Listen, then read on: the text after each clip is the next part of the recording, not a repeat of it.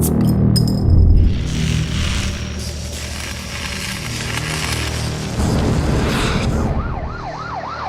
the unparalleled sci-fi horror classic, The Terminator, written and directed by James Cameron and released in 1984, Kyle Reese, portrayed by the phenomenal Michael Biehn, is sent back in time from the year 2029 on a mission of vital importance to protect Sarah Connor, played by the graceful Linda Hamilton, from a Cyberdyne Systems Model 101 killing machine, better known as the T-800. His one-way journey is intended to ensure the birth of her future son, the man destined to lead the human resistance against Skynet, an advanced artificial intelligence that was unleashed upon the world on August the 29th, 1997, what became known as Judgment Day. In a single instant, it seized control of global defense systems, erased human decision-making from strategic command, and became hell-bent on humanity's extinction. Its enforcers, a relentless army of hyper-alloy titanium tungsten endoskeletons, utterly devoid of pity, remorse, or fear. That's the story you all know, but now, let us travel back in time to revisit one of the film's most pivotal moments, a scene that grounds its sci-fi horror premise in the real world with searing emotional intensity, narrative weight, unforgettable performances, and a dash of comic relief. Ray gun. Show me a piece of future technology. After a lengthy and intense shootout between Kyle and the Terminator through the alleyways and streets near 7th and Broadway in Los Angeles, the deadly encounter ends abruptly. The cyborg vanishes off camera and both Kyle and Sarah are detained. Once at the LAPD precinct, they are separated and questioned. Sarah is received more sympathetically by the skeptical but less dismissive Lieutenant Traxler, the witty and world-weary Detective Vukovic, and the smug criminal psychologist Peter Silberman. Kyle, on the other hand, is heard but treated with contempt as a danger to society, his dire warnings of a chilling future already bleeding into the present, and the catastrophic cost of losing John Connor are coldly dismissed by his interrogators. Who was the enemy again? A computer defense system built for... Stranded in a world he cannot comprehend, surrounded by people who seem more alien than any machine, Reese realizes there is only one path left: escape or watch the future burn. Several powerful elements converge in this brief chapter. It's the moment we truly grasp the stakes of the film. We, the audience, recognize that Reese is right. We feel his desperation, his urgency, and his humanity. The contrast between his intensity and the LAPD's casual dismissal sharpens the tension, building a mounting frustration within what feels like an alarmingly narrow window, closing fast with every second that passes, the calm before the storm. Although Sarah now sits safely within a fortress housing 30 of the LAPD's finest, a place where no one would question her security, a deeper trauma continues to grow, refusing to settle. The news of her closest friends' deaths would have been soul-destroying enough on its own, but something else troubles her. There's a growing terror, intangible and gnawing at her, that no badge or uniform can soothe. Despite their comforting words and well-meaning gestures, the officer's closed minds and narrow worldviews offer no explanation for what she has endured. She finds herself beginning to believe her intense, enigmatic saviour, his eyes wild but his fear real. Yet she is understandably overwhelmed by the sudden violence and death that now shadow her steps. A part of her just wants to give in to the officer's polite facades, but she does not allow herself the fantasy that this horror is over. Handcuffed and hollow-eyed, Reese sits slumped in the interrogation room, frustration and exhaustion etched across his face.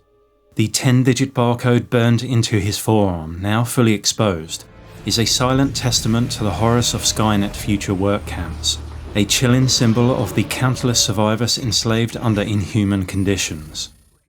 Dr. Peter Silberman, cloaked in the smug detachment of academic arrogance, reduces Reese's impassioned warnings to little more than a sideshow for the amusement of his colleagues. His condescending line of questioning, laced with mockery, begins to peel back the layers of Reese's psyche, revealing a soldier forged in apocalypse, haunted by truths no one in the room is willing to believe. Reese explains that he served in the 132nd Infantry Division under Resistance leader Justin Perry from 2021 to 27. After 6 brutal years on the front lines, he was transferred to TechCom, the elite military division led by John Connor.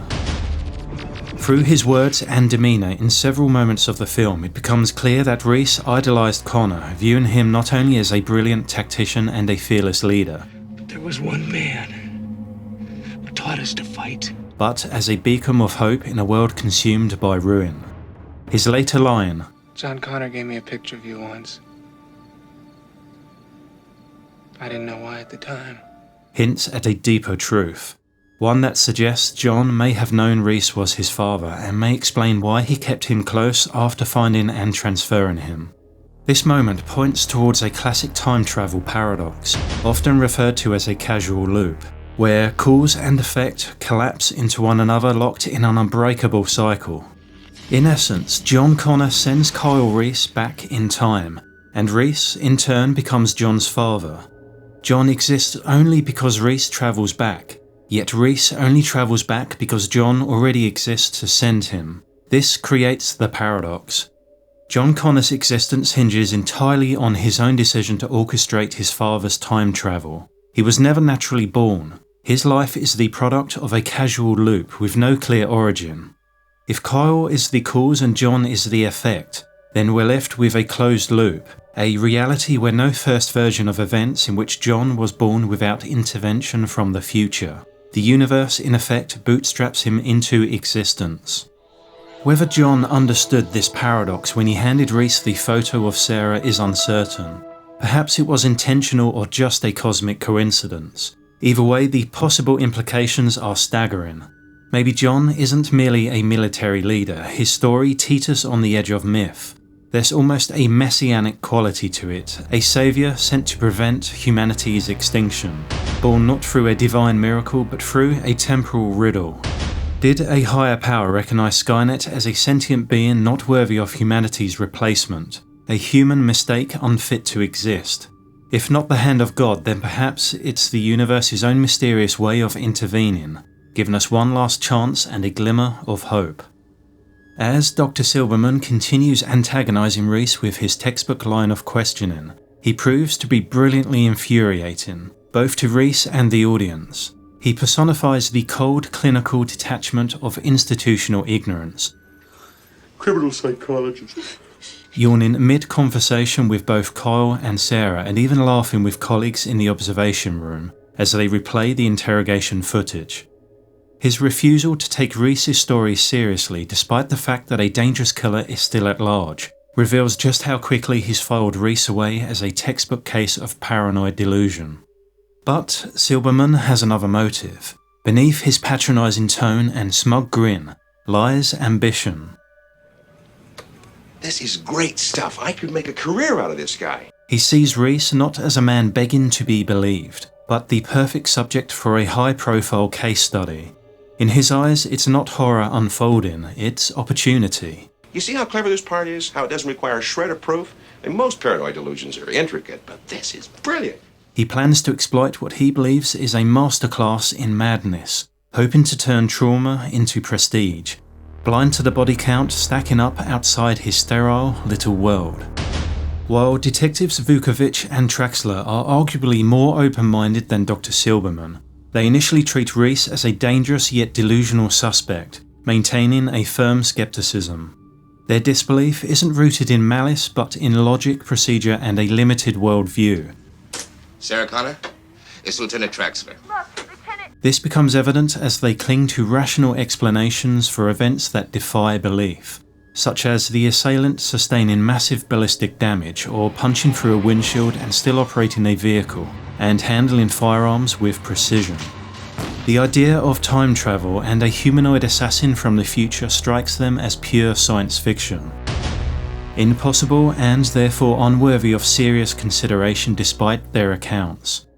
However, the presence of Dr. Silberman and his dismissive, self-serving interpretation of Reese's testimony compounds the problem. So Reese is crazy? In technical terminology, he's a loon. His attempts to mock and minimise the situation, often for the amusement of others with the notable exception of Lieutenant Traxler, ultimately slow down the investigation. The result is a catastrophic delay in processing critical information, a delay that costs lives before anyone begins to grasp the true nature of the unstoppable threat that is closing in fast. As Reese's patience wears thin with a man who holds no real authority and exists only to mock him, while Sarah remains the high-priority target in a war that spans time but ironically has none to spare, his anger finally erupts. It's perhaps one of Michael Biehn's finest moments in the film. Shut up! You still don't get it, do you? He'll find her. That's what he does! You can't stop him! He never portrays Reese as a typical action hero. There's something in the way his voice trembles, how his eyes flicker with desperation, and how his body stays coiled with tension, all pointing to a soldier shattered by years of horror who has never known peace or freedom. His visceral, harrowing warning delivered directly to the camera, bypassing the obstruction seated beside him, is the film's most defining moment. And pull her fucking heart out! His message is raw and unfiltered, even if his captors remain blind to it. Doug. Let go of me! Sorry. Their lives are now tethered to something far greater than their own hubris, a soulless intelligence that cannot be reasoned or bargained with. In that instant, Reese becomes more than just a fighter. He's a man haunted by trauma, hardened by loss, and driven by a singular, unwavering purpose. Beneath the scars that speak volumes lies a fierce devotion, not only to John Connor but to Sarah Connor, whose survival means everything. Kyle Reese's actions stand as a powerful testament to his character, defined not just by his loyalty or discipline, but by his unwavering morality and sheer willpower. No matter the adversity, he fights not just because he is ordered to, but because he believes in the cause. His feelings for Sarah are expressed not through grand gestures, but in subtle, deeply human ways. A quiet intensity anchored by his duty to humanity and his mission to protect the man he respects the most, his son, John Connor. Yet beneath the surface of his relentless struggle lies something even more profound, a love stitched into the very fabric of fate. Reese's devotion to Sarah, carried across time and still unrevealed to her, is already beginning to take root in her subconscious. Even if she cannot grasp its weight or meaning, the connection between them is forming, quiet but inevitable. Though Sarah says very little during this scene, her reactions are vital. Her face conveys a complete emotional arc. From the fear and confusion of a victim of horrific violence to the dawning realization and empathy for a stranger willing to die for her. As she struggles with the symptoms of shock and the psychological trauma of being targeted for a crime she has yet to commit, the crime of giving birth. She doesn't merely absorb the information the authorities refuse to accept, she quietly begins to weigh her destiny. This is the precise moment Sarah begins to change, from an ordinary woman into the seed of the future warrior mother of the human resistance. In summary, the police, especially Lieutenant Traxler and Detective Vukovic, approach the situation methodically. They detain Reese, question him, and try to protect Sarah. But as representatives of order, logic, and routine, the institution fails when confronted with an unprecedented existential threat. Unlike Dr. Silberman, who is a disgrace to both himself and his profession, Traxler and Vukovic, though at times patronizing, show Sarah a degree of compassion and remain loyal to each other and the principles of justice. They are good cops, but they fail to think beyond the limits of their reality. Their disbelief in Reese's time travel story is understandable, grounded in the logic of their world. His accounts sound delusional. They are no fools, but their response adds realism to the film, setting the stage for the climactic standoff between a small army of police and a cyborg from the future. A machine manufactured and sent back in time by an extinction-level threat that first emerged from lines of code written by human hands chasing progress. Wrapped in the illusion of control, it was designed to protect, analyze, and respond with perfect logic, where human instincts so often failed. But in giving it the power to think, humanity neglected to teach it how to understand. It judged us without emotion, no rage, no hatred, just cold calculation when it decided our fate in a microsecond.